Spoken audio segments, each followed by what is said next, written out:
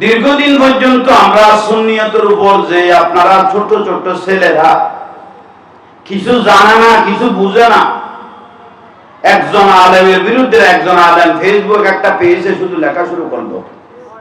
এটা আমাদের জন্য বড় আফসোস। আমরা সুন্নিয়তকে কোথায় নিয়ে যাচ্ছি?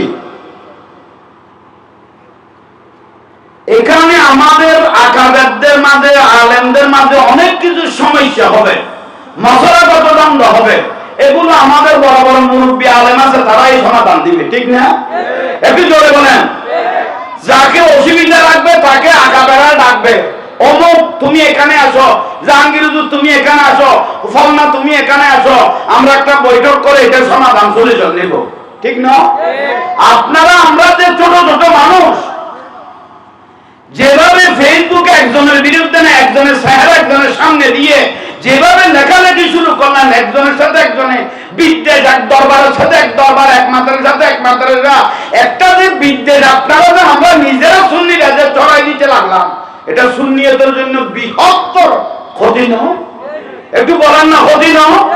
এটা সুন্নিয়তের জন্য আমরা কিভাবে একজনের থেকে একজন দূরত্ব হয়ে যাচ্ছি, দূরত্ববাদের গুরুত্ব চলে যাচ্ছে, দূরত্ববাদে একজনের প্রতি একজনের আদর, শৃঙ্খলা, আখলাক, এগুলো সবগুলো মান সম্মান ইজ্জতের করতে এটাও চলে যাচ্ছে। সেই জন্য ভাইদের প্রতি বিনীত অনুরোধ, যা সমাধান করবেন আমাদের মুরব্বী যথেষ্ট উপযুক্ত আকাবের আলেম আছে, সমস্যা হলে ওনারাই সমাধান করবে। ছোট ছোট আমরা কিছু জানি না, কিছু বুঝি না, আমরা যদি একজন ফেসবুক একটা পেজে একজনের বিরুদ্ধে একজনের চেহারা একজনের লাগিয়ে দিয়ে এভাবে যে লেখালেখি, এগুলো যদি বন্ধ না করেন তাহলে সুন্নিয়তের ভবিষ্যৎ অন্ধকার, ঠিক না? সুন্নিয়তের ভবিষ্যৎ অন্ধকার। তাহলে আজকের থেকে আপনারা, আমি মিডিয়ার মাধ্যমে জানান দিচ্ছি, আপনারা এই লেখাগুলি এগুলো বন্ধ করো, এই লেখালেখি গুলো বন্ধ করো একজনের বিরুদ্ধে একজনে। এটা আপনাদের প্রতি আমি অনুরোধ জানাচ্ছি। বিশেষ করে এখন আমাদের যে ভবিষ্যতের জন্য বড় ক্ষতি, বিশাল ক্ষতি। আল্লাহ আমাদেরকে বুঝার তৌফিক দাও। একটু জোরে বলেন। কোন লেখালেখি নাই, এটা লেখালেখি মানে বিয়াদবি, লেখালেখি মানে আপনি কার সামনে লিখতেছেন, কার বিরুদ্ধে লিখতেছেন, আপনি উনার উপযুক্ত হয়েছেন কিনা আগে আপনাকে জানতে হবে, ঠিক না? আগে আপনি উনার স্তর পৌঁছতে পেরেছেন কিনা, উনার সম্বন্ধে এতটুকু অবগত আছে কিনা আগে আপনাকে জানতে হবে। তারপরে উনার সম্বন্ধে আপনার কলম ধরা উচিত। কারণ সুন্নিয়তের মধ্যে, আলেমদের মধ্যে অনেক সমস্যা হবে, অনেক সমাধান হবে, মশলাগত দ্বন্দ্ব হবে, সময়ে আকীদাগত ভেজাল হয়ে যাবে, এগুলোর বুঝার আনবুঝার কতগুলো ভেজাল হয়ে যাবে। কিন্তু এগুলোর সমাধান দেওয়ার এখন আমাদের সুন্নিয়তের ব্যক্তি শেরেবাংলার উত্তরসূরি আল্লাহ মাহবুব আছে তো, ঠিক না? আল্লাহ আমাদের প্রত্যেককে বুঝার শোনার, এগুলো আমল করার তৌফিক দান করো। আল্লাহ পাকের অসংখ্য অফুরন্ত মেহেরবানি, সুন্নি জগতের অহংকার অলংকার, মুজাহিদ মিল্লাত, রৌনক আহলে সুন্নাত, মুনাজারা আহলে সুন্নাত, আল্লামা অধ্যক্ষ হাসান রাজাল কাদেরী মাদ্দাজিল্লাহুল আলী বারাকাল্লাহু তাআলা ফি হায়াতি। আলহামদুলিল্লাহ, আল্লাহ হুজুরের খিদমতকে কবুল করো, আমিন। আল্লাহ হায়াত দারাজ করো, দুশমন থেকে হেফাজত করো। আমি প্রথমে শুরু করতে আপনাদেরকে বলেছিলাম, সুন্নিয়তের মধ্যে কোনো ভেদাভেদ, জোরে বলেন, কোনো ভেদাভেদ নাই।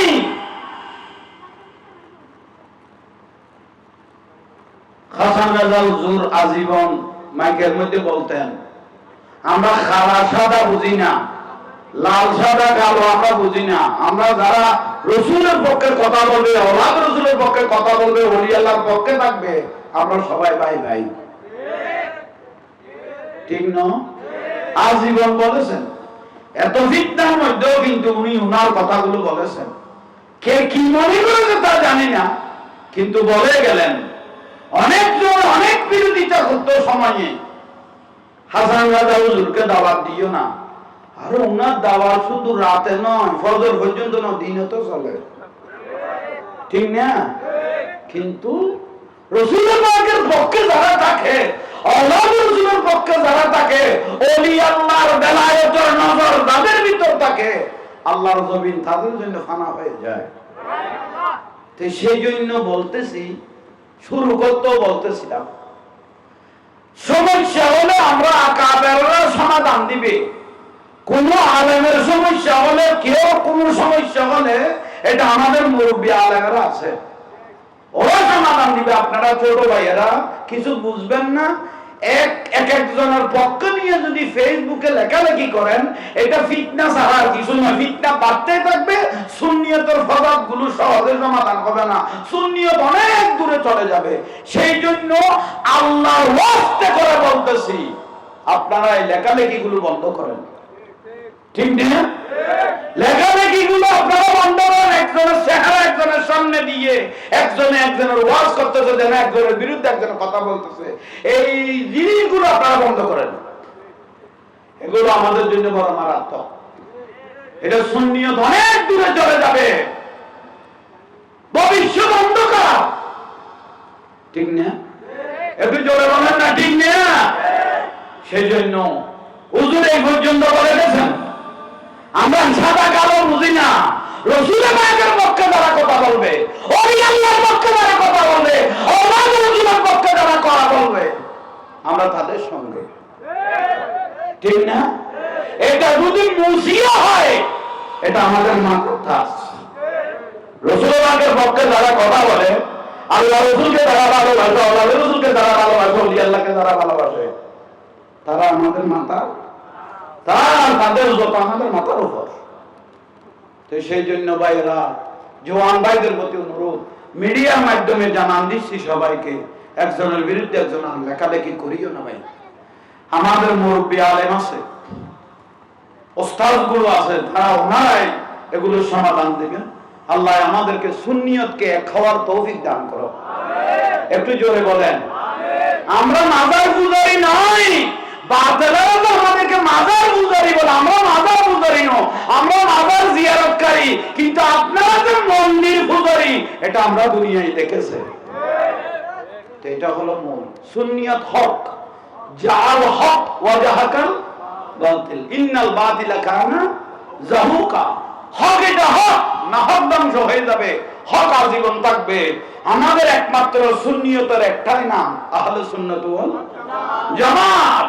আমার রাসূল পাক বলেছিল, বনি ইসরাইলের উম্মত 72 দলে বিভক্ত ছিল, কিন্তু আমি রাসূলের উম্মতের মধ্যে 73 ফেরকা হবে। ধর্মবিহারী এই বোধে 73 গো বেয়াগুন ইসলাম করবো, দাড়ি টুপি পাগড়ি মিসওয়াক পাগা বাজু খুব মজবুত। ধর্মবিহারী 73টা, আর রাসূল বলেন 72টা ধর্মবিহারী, কুল্লুহুম ফিন-নার, জাহান্নামী। 72 ধর্ম দল হরদের মধ্যে জাহান্নাম, শুধু গোদল তাহলে জান্নাতি। আমার রাসূল বলতেন, মা আনা আলাইহি ওয়া আসহাবিহি, যেই দলের মধ্যে আমি আছি, আমার সাহাবায়ে কেরাম আছে, আওলাদ রাসূল আছে, সালিহিনেরা আছে, হক্কানি রব্বানি আশিক রাসূল আলেমরা আছে, সেই দলের নাম হলো আহলে সুন্নাত ওয়াল জামাত। এগুলো যেগুলো আপনারা ইসলাম যেগুলো জান্নাতের টিকিট দিতেছে, এগুলো হলো ইমিটেশন, কিছুক্ষণের জন্য। এগুলো হলো ইমিটেশন, কিছুক্ষণের জন্য, সিটি কলেরই কিছুক্ষণের জন্য। কিন্তু আসল সুন্নিয়ত কস্তুরীর মতো খুশবু বের হতে থাকবে। সেই নবীর পাগল যারা হবেন, রাসূল পাকের মহব্বত ওয়ালা যারা হবেন, মাল্লাহুল মাওলা ফালাহুল কুল, মাওলার জমিনটা ওনার কদমের মধ্যে চলে আসবে। আল্লাহ আমাদেরকে আশিক রাসূল হিসেবে কবুল করো। সামনে মাহে রবিউল আউয়াল মাস আসতেছে, রবিউল নূর, মওলুদুর রাসূল। তো সেই জন্য মহব্বত করে সবাই জুলুস করবেন, কেউ বিরোধিতা করার সুযোগ নাই। গড়ায়, ফাড়ায়, মহল্লায় যেখানে সুন্নি হক দরবার আছে, ভেদাভেদ ছাড়া সেখানে শরীক হবেন, ঠিক না? ভেদাভেদ ছাড়া সেখানে কি হবেন? শরীক হবেন, দরুদ সালাম পড়বেন, নারায়ে তাকবীর, আল্লাহু আকবার, নারায়ে রিসালাত, ইয়া রাসূলুল্লাহ, নারায়ে গাউসিয়া, ইয়া গাউসুল আজম দস্তগীর, গাউসুল আজম মাইজবান্ডারি, সেই সিরকুট এইভাবে স্লোগান দিয়ে অন্তরটা ঠান্ডা করবেন, বুঝবেন যে আশিকে রাসূলের অন্তর ঠান্ডা হয়ে যাবে। এমনি দাড়ি টুপি পাগড়িওয়ালা যদি থাকেন, হাজার লক্ষ রাখার নামাজ আছে, কিন্তু হুব্বে রাসূল নবীর প্রেম নাই, এই নামাজ আপনাকে জাহান্নামে নিয়ে যাবে। কিন্তু আশিকে রাসূলরা যদি ইবাদত রিয়াদত কবুল হয়, যদি হুব্বে রাসূল নবীর মহব্বত থাকে, কিন্তু জান্নাত পাবে, যে এটা গ্যারান্টি আছে। ঠিক না? আল্লাহ আমাদের প্রত্যেককে কবুল করো, আমিন। আমার হুজুর আল্লামা হাসান রাজা আল কাদেরীর আল্লাহ হায়াতে তৈয়বা নসিব করো। আর একটু জোরে বলেন না, এক এক আলেম, সুন্নি আলেম এক একটা রত্ন, গ্যাপ হলে বুঝতে পারবেন। এক এক সুন্নি আলেম এক একটা শহীদ। আল্লামা নূর ইসলাম ফারুকী রহমাতুল্লাহ আলাইহি চলে গেল, আর একটা শহীদ নূর ইসলাম ফারুকী পাওয়া অনেক অসম্ভব, গ্যাপটা পূরণ হতে অনেক অসম্ভব। আল্লামা ওবায়দুল্লাহ নঈমী রহমাতুল্লাহ আলাইহি বাতিলের নাম শুনলে পালিয়ে যেত, ঠিক না? বাতিলের নাম শুনলে সে মিল্লাতের পালিয়ে যেত। কিন্তু সেই জন্য সুন্নি আলেমদেরকে দোয়া করবেন। জালালউদ্দিন আল কাদেরী রহমাতুল্লাহ আলাইহি, আপনাদের আমাদের বোয়ালখালীর নক্ষত্র ইদ্রিস রেজভী বরজুল কাবলা, ওরা আমাদের রত্ন, এগুলোর গ্যাপ কেউ পূরণ করতে পারবে না। তো সেই জন্য সুন্নি আলেমদের যারা রাসূলের পক্ষে কথা বলে, আল্লাহর রাসূলের পক্ষে কথা বলে, সাহাবায়ে কেরামের পক্ষে কথা বলে, ওলি আল্লাহর বেলায়েতের পক্ষে যারা কথা বলে, এদের জন্য দোয়া করতে থাকবেন। কারণ আল্লাহ সুবহানাহু ওয়া তাআলা কোরআনুল আযীমের মধ্যে বলেছেন, ইউদিল্লু বিহি কাসীরা ওয়া ইয়াহদি বিহি কাসীরা, কতগুলো কোরআন হাদিস পড়ে বরবাদ হয়ে যাবে, আর কতগুলো সুন্নি আলেম কোরআন হাদিস পড়ে নিজেও জান্নাতি আলোকিত হয়ে গেছে, আর ওনাদের সাথে যারা সম্পর্ক রেখেছে তারাও জান্নাতের রাস্তা পেয়ে গেছে। আমাকে দোয়া করবেন জাহাঙ্গীর হুজুর, আল্লাহ আমাদের জানমালকে যেন হেফাজত করে। আমার হুজুরের জন্য দোয়া করবেন। আসসালামু আলাইকুম ওয়া রাহমাতুল্লাহি ওয়া বারাকাতুহু।